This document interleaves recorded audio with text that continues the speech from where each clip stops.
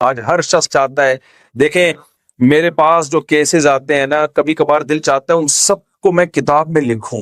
جتنے واقعات آتے ہیں بہت سبق آمیز واقعات ہیں. کتنے نوجوان میرے پاس آ چکے ہیں جو خودکشی کرنے جا رہے تھے، پھر ان کو خیال ہوا، کسی نے روک لیا، بعد میں ہسٹری چیک کی، پتا چلا کہ بھائی ان کی خواہش تھی کروڑپتی بننا، اور چند دنوں میں کروڑپتی بننے کے چکر میں جو پیسہ جتنا تھا وہ بھی گنوا دی.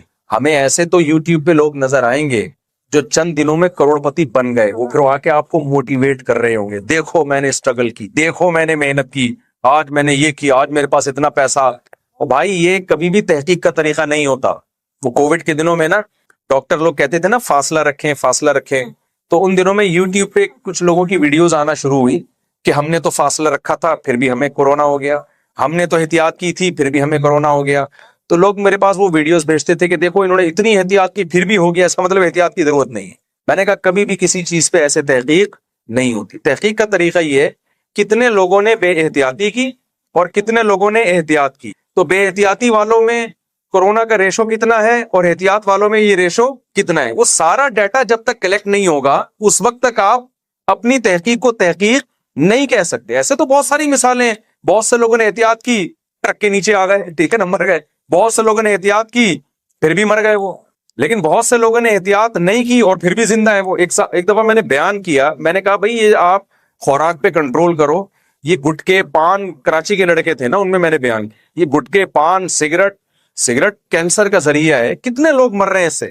تو ایک صاحب بیان کے بعد ہے کہ میرے نانا جو ہے 90 سال کے ہو گئے، گٹکا بھی کھاتے ہیں اور چین اسموکر ہے، دے تناتن سگریٹ بھی پیتے ہیں، گٹکا وہ کھاتے ہیں، نسوار وہ کھاتے ہیں، پان وہ کھاتے ہیں، اور آج بھی اپنے پاؤں پہ چل کے بازار جاتے ہیں. اس کا مطلب یہ کچھ بھی نہیں ہے. میں نے کہا بھائی تحقیق اس کو نہیں کہتے. تحقیق اس کو کہتے ہیں کہ سارے چین اسموکر اور گٹکے پان والوں کو آپ جمع کریں اور پھر ان میں دیکھیں آپ کے نانا جیسے کتنے ہیں. وہ 1% ہوں گے، 99% انتقال کر چکے ہوں گے، 60-65 میں دنیا سے جا چکے ہوں گے. تو ایک آدھ تو ہوتا ہے ایسے، 2-4 لوگوں کو دیکھ کے تھوڑی کبھی تحقیق کی بنیاد رکھی جاتی. تو دولت کمانے، جو میں بتا رہا تھا نا، خودکشی کرنے کے لیے انہوں نے کوشش کی، اچانک مالدار بننے کی کوشش کی، انہوں نے نہیں بن پائی. یوٹیوب پہ دیکھ کے نا وہ فلاں آدمی ہے جو اتنا کروڑپتی، فلاں ایسی گاڑیوں میں گھوم رہا ہے، فلاں کی ایسی لگژری لائف. پھر جب وہ گھر جاتے ہیں تو ان کو اپنا وہ جو کھٹولا ہے اور وہ جو اپنے کپڑوں کے پوٹلے ہیں وہ ان کو اچھے نہیں لگے، ڈپریشن میں جاتے ہیں، اسٹریس میں جاتے ہیں. بھائی کمپرومائز کر لو، اعتدال کے ساتھ کمانے کی کوشش کرو، کما لو ٹھیک ہے، نہیں کر کوئی بات نہیں. خواہشات پوری کرنے کی جگہ جب آپ روزہ چھوڑتے ہو تو کھانا ہی 30 دن تک اسکپ کر دیتے ہو.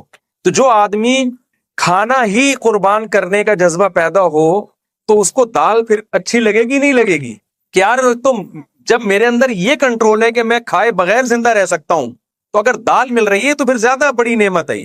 جب بھی انسان اپنے سے کم کا سوچتا ہے نا تو جتنا مل رہا ہوتا ہے اس پہ وہ خوش ہوتا ہے، اور جب اپنے سے اوپر کا سوچنا شروع کر دے گا تو اسٹریس اور ڈپریشن کے علاوہ کچھ بھی حاصل نہیں ہو.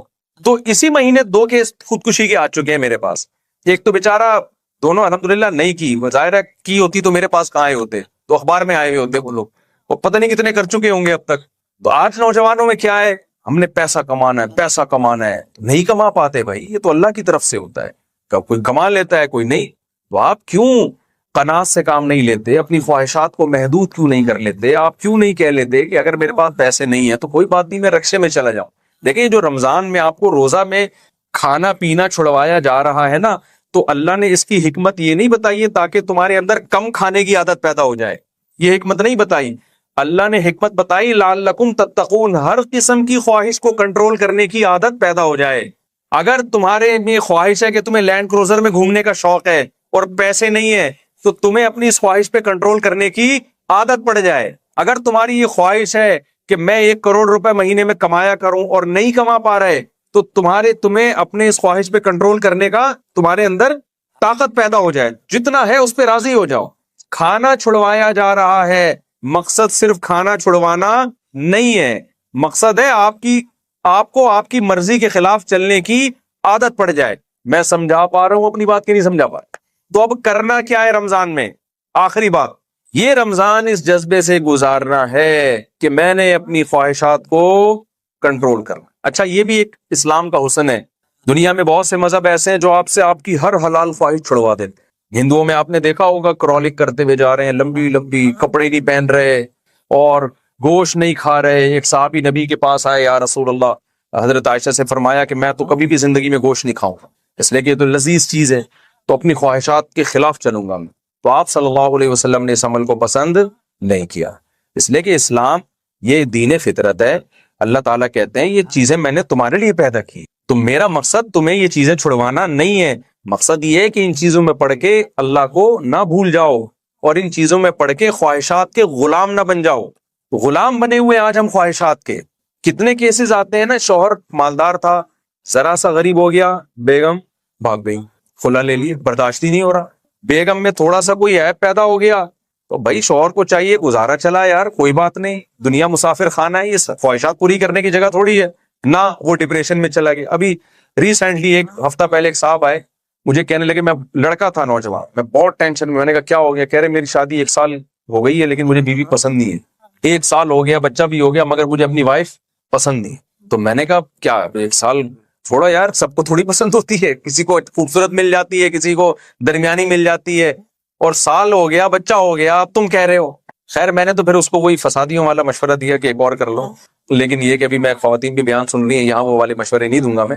لیکن وہ اتنی ڈپریشن میں، اتنی ڈپریشن میں، اتنی سٹریس میں، بھائی اس کی علامت ہے کہ آپ دنیا کو خواہشات کی جگہ سمجھتے ہو۔ میں نے کہا یار کل تمہاری بہن بیٹی ہو اور بہنوں ہی 1 سال کے بعد بولے مجھے آپ کی بہن پسند نہیں آ رہی، اور طلاق دے کے گھر بٹھا دے، کیا گزرے گی باپ کے اوپر؟ آج کل طلاق یافتہ لڑکیوں کا ہماری سوسائٹی میں کیا حشر ہوتا ہے؟ گزارا چلاؤ بھائی نہ۔ تو جب ہر آدمی نے یہ ٹھان لی ہے کہ میں نے اپنی تمام خواہشات یہاں ہی پوری کرنی ہے، تو یہ آپ ڈائری میں نوٹ کر لے، اس کا مطلب آپ اپنے آپ کو ڈپریشن اور ٹینشن کا مریض بنا رہے ہیں۔ یہ خواہشات پوری ہوتی نہیں ہے، یہ ناممکن ہے۔ ایک خواہش پوری ہوگی، وہ 10 انڈے بچے پیدا کر کے جائے گی، اور پھر وہ جب پوری کریں گے تو وہ 100 خواہشات جنم دے کے جا رہی ہو۔ آپ اپنے حکمرانوں سے آپ اندازہ لگا لو، کتنی دولت، کتنی دولت۔ کبھی آپ نے ایک کسی ارب پتی کو دیکھا جو کرپشن کر کے ارب پتی بناؤ، اور ارب پتی بننے کے بعد کرپشن سے توبہ کر لی اس نے؟ کوئی دنیا میں ایک مثال ہے کہ یار چونکہ میں نے چوری سے کمایا لیکن اب کما لیا نا، چلو اب چوری سے توبہ کر لو؟ کوئی ایک دیکھا آپ نے؟ نہیں کرتے بھائی، کیونکہ دل پیٹ بھرتا ہی نہیں ہے، کیا کھا لے گا، کیا پہن لے گا، کیا۔ تو اس لیے اللہ تعالیٰ نے ہمیں رمضان دیا کہ بھائی تھوڑا سا دوسرا رخ بھی ہے، مادہ پرست بننے کی کوشش نہ کرو۔ نماز دی ہمیں، رات کو نیند قربان کرنی ہے، پھر دوپہر کو کاروبار چھوڑنا ہے، پھر عصر میں کام چھوڑنا ہے، پھر مغرب میں اپنے گھر بار کو چھوڑ کے مسجد میں حاضری، پھر عشاء میں، بار بار بار بار۔ تو جو لوگ اس طرح کی قربانیاں دیتے رہتے ہیں ان کی زندگیوں میں سکون رہتا ہے، اور جو یہ قربانیاں نہیں دیتے ان کی زندگی سے بھی سکون نکلتا ہے اور ان کے گھروں سے بھی سکون نکلتا ہے۔ میرے پاس جو گھروں میں زیادہ تر بے سکونی کے کیسز آتے ہیں وہ ان گھروں میں زیادہ آتے ہیں جن کے پاس سکون کی تمام چیزیں میسر ہیں۔ ماں باپ نے بچوں کی ہر خواہش پوری کی ہوتی ہے، ان سے قربانیاں دلوائی نہیں ہوتی جو اللہ اس کے رسول نے حکم دیا جن قربانیوں۔ تو نتیجہ کیا نکلتا ہے کہ ان بچوں کو پھر ماں باپ بھی برے لگیں، کیونکہ دیکھیں ماں باپ کو پالنا بھی یہ خواہشات کی قربانی دیے بغیر ممکن نہیں ہے، کیونکہ اب بوڑھے باپ سے آپ کو فائدہ تو کچھ ہے نہیں، بوڑھی ماں اور باپ سے۔ تبھی تو گوروں نے کیا کیا، ابا 60 سال ہوتے ہی اولڈ ہاؤس ان کا مقدر ہے۔ وہ کہتے ہیں یار لائف کو انجوائے کرنے میں، کباب میں جو اس زندگی کی کباب میں سب سے بڑی ہڈی ہے، گورا کہتا ہے وہ ہمارے ابا اور ہماری اماں ہے۔ تبھی گوروں نے ابا اور اماں کے لیے کیا رکھے ہوئے ہیں، بول لینا آپ لوگ، اولڈ ہاؤس رکھے ہیں۔ کہتے ہیں یار جب ہم پیدا لائف کو انجوائے کرنے کے لیے ہوئے ہیں تو یہ کباب میں ہڈی کھانسیں گے، کیا کریں گے ہمارے؟ وہ نچوڑنا تھا وہ تو نچوڑ لیا نا بچپن میں ابا اماں کو اس نے۔ تو ماں باپ کو بھی وہی رکھے گا بڑھاپے میں جس کو اپنی خواہشات پہ کنٹرول ہوگا، وہ غیرت اور حمیت کی بیس پہ قربانی دے گا۔ میں ایسے لوگوں کو جانتا ہوں 10 سال سے ابا کو لقوا ہوا ہے، کوما میں گئے ہوئے ابا، سوری، اور 10 سال ہو گئے وہ بیڈ پہ بیٹا ان کی خدمت کر رہا ہے۔ تو یہ جب ہی ہے جب آپ اپنے بچوں کے اندر قربانی کا جذبہ پیدا کریں گے، ان سے روزے رکھوائیں گے، ان سے تلاوت کروائیں گے، ان سے نماز ٹائم پہ پڑھوائیں گے، اور پھر ان سے اپنی خدمت بھی کروائیں گے۔ یہ بھی شریعت کا حکم ہے کہ اپنی اولاد سے آپ ابھی سے اپنی خدمت لیں تاکہ ان میں خدمت کا جذبہ پیدا ہو۔ آج ماں باپ بچے کی ہر خواہش پوری کر کر کے بچے کو بگاڑ دیتے ہیں، وہ بچہ پھر بڑے ہو کر آپ کی خدمت نہیں کرے گا، وہ چاہے گا جو چیز بھی میری خواہش میں رکاوٹ بن رہی ہے میں ان تمام چیزوں کو اپنی زندگی سے نکال۔ تو اس رمضان میں اب کیا کرنا ہے؟ پہلی بات، ایک ڈائری لے کے نا جو بھی ہماری زندگی میں گناہ ہے وہ تمام گناہوں کی ایک فہرست بنائے۔ بھائی میں یہ بھی غلط کرتا ہوں، میں یہ بھی غلط کرتا ہوں، میں یہ بھی غلط کرتا ہوں۔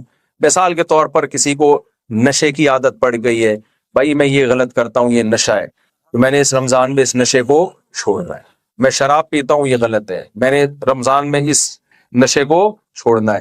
اور میں تو مشورہ دیتا ہوں سگریٹ بھی چھوڑو، حرام نہیں ہے لیکن کوئی حلال طیب بھی نہیں ہے۔ جب ایک چیز کا، جو سگریٹ پینے والے ہیں نا، یہ پتہ کیا کہتے ہیں؟ کہتے ہیں ہمیں سگریٹ پی کے سکون ملتا ہے۔ ہم بے سکونی میں ہوتے ہیں، جب ہم سگریٹ پیتے ہیں تو کیا مل جاتا ہے؟ ذرا میرے ساتھ بولے نا آپ لوگ، بے سکونی میں ہوتے ہیں، جب پیتے ہیں تو سکون میں آ جاتا ہے۔ بھائی وہ بے سکونی میں ہوتے ہی اس لیے ہو کہ پیتے ہو، نہیں پیو گے تو پینے کے بعد جو سکون ملتا ہے نا، وہ پیے بغیر بھی وہی سکون ملے گا تمہیں۔ میرا خیال ہے میں سمجھا نہیں پا رہا ہوں۔ یہ ایسا ہی ہے جیسے ہیروئن چی کہتا ہے میں جب نہیں پیتا تو ڈپریشن میں جاتا ہوں، اور جب پیتا ہوں تو سکون میں آ جاتا ہوں۔ اس کا مطلب پینی چاہیے، تو اس کا مطلب جو نہیں پی رہے ہیں، جن کو عادت ہی نہیں ہے، وہ تو پھر ہر وقت ٹینشن میں رہتے ہوں گے۔ بھائی یہ تو تمہیں پینے کے بعد سکون مل ہی اس لیے رہا ہے کہ تم پیتے ہو، پینا چھوڑ دو گے تو تھوڑے دنوں تک ٹینشن میں رہو گے، اس کے بعد نارمل کنڈیشن میں آ جاؤ گے۔ تو کتنی بڑی معذرت کے ساتھ، کوئی حضرات یہاں بھی بیٹھے پیتے ہوں گے، لیکن ہے تو بہت پرلے درجے کی حماقت کی بات ہے یا نہیں ہے کہ ایک چیز کا کخ بھی فائدہ نہیں ہے، نہ اسے پی کے کوئی وائٹامنز مل رہے ہیں، کوئی منرلز مل رہے ہیں، کوئی انرجی مل رہی ہے، کچھ بھی نہیں مل رہا اسے پی کے آپ۔ اور ساری دنیا کے سارے ڈاکٹر کہہ رہے ہیں کہ بھئی یہ کینسر پیدا کرتی ہے، یہ کرتی ہے، یہ یوں کرتی ہے، اتنی بیماریاں ہیں اس کے اندر۔ وہ ایک چٹکلا ہے، کسی نے کہا کہ اگر پاکستانی قوم جو ہے نا، اس کو سے سگریٹ چھڑوانی ہے تو سگریٹ کے ڈبے پہ لکھا ہوتا ہے نا، خبردار سگریٹ نوشی کینسر کا ذریعہ ہے۔ تو سگریٹ کے ڈبے پہ نا ایک آدمی گیا سگریٹ لینے کے لیے، پاکستانی تھا، تو اس پہ لکھا ہوا تھا خبردار سگریٹ نوشی مردانہ قوت کے لیے نقصان دہ، یہ لکھا ہوا تھا۔ تو فوراً واپس کرتا ہے، کہتا ہے وہ کینسر والی دے دے بھائی، تو یہ والی واپس لے لے، مجھے کون سی چاہیے؟ کینسر والی دے دے تو کتنے لوگ ہمارے جاننے والوں میں مر چکے ہیں۔ اگر آپ رمضان میں سگریٹ چھوڑنا چاہیں تو یہ سگریٹ چھوڑنے کا بہترین بولے موقع ہے، جان چھوڑ جائے گی۔ آپ بولے بھائی ایک مہینہ ہے ہی ٹینشن کا مہینہ، بس ٹینشن، خواہشات کے خلاف، تو پہلے سے جذبہ ہوگا تو چھوٹے گی، نہیں جذبہ ہوگا تو جو چرس پی رہا ہے وہ پیتا رہے گا، جو ہیروئن پی رہا ہے وہ پیتا رہے گا، جو شراب پی رہا ہے وہ پیتا رہے گا۔ اور ان نشے کی جتنی چیزیں ہیں اس میں قطعاً سکون نہیں ہے۔ آج ہماری یونیورسٹیوں میں بھی ان چیزوں کو عام کیا جا رہا ہے، اس سے تو ڈپریشن میں لے جاتی ہیں یہ چیزیں انسان کو۔ تو آپ ہمت کر کے اس مہینے میں جتنی بھی نشے کی چیزیں ہیں، کسی بھی عنوان سے ہو، نیکوٹین ہو، اور بہت سے لوگوں کو بہت زیادہ چائے کی عادت پڑ جاتی ہے، ہر آدھے گھنٹے بعد چائے پی رہے ہیں، کافی پی رہے ہیں، چائے، پاگل ہو جاتے ہیں۔ بہت ساری چیزوں پہ آپ کنٹرول کر سکتے ہو۔ پھر دوسری چیز، اس رمضان میں سب نے یہ ہمت کرنی ہے، بھائی ہم نے اپنے آپ کو قرآن مجید کی تلاوت کا عادی بنا۔ دیکھو سب قرآن کی تلاوت کرتے ہیں رمضان میں، پھوٹا پھوٹا کر ہی لیتے ہیں، لیکن اس نیت سے نہیں کرتے کہ پورے سال کے لیے عادی بنانا ہے۔ یہی وجہ ہے کہ جہاں چاند نظر آیا وہ تلاوت اور قرآن ہمیشہ کے لیے غائب ہو گیا۔ تو جب آپ اس جذبے سے کرو گے کہ بھائی یہ ڈیلی روٹین ہوگی، یہ میری، آج جو میں قرآن ہاتھ میں اٹھا کے تلاوت کر رہا ہوں، اب پورے سال تک میں نے یہ معمول بنا رہا ہے، بے شک 10 منٹ کے لیے ہو، 15 منٹ کے لیے۔ تیسرا کام کیا کرنا ہے؟ سب سے پہلے اسلام میں نماز ہے۔ آپ نے رمضان میں نماز پڑھنی ہے، اس لیے نہیں کہ رمضان ہے، اس لیے کہ بھائی مجھے 30 دن اپنے آپ کو نماز کی عادت ڈالنے کا موقع ملا ہے، مسجدیں بھری ہوئی ہوتی ہیں، رونق ہوتی ہے، تو اب میں اس نیت سے شروع کر رہا ہوں کہ اب یہ کام پوری زندگی کرنا ہے۔ میں سمجھا پا رہا ہوں اپنی بات؟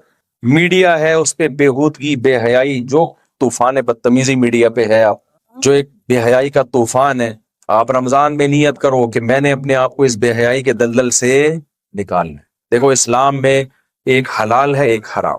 حلال صرف بیوی ہے، آپ کی بیوی کے علاوہ جتنی عورتیں ہیں ان میں سے کوئی بھی آپ کے لیے حلال، بولے نا بھائی زبان، کسی بھی طرح سے۔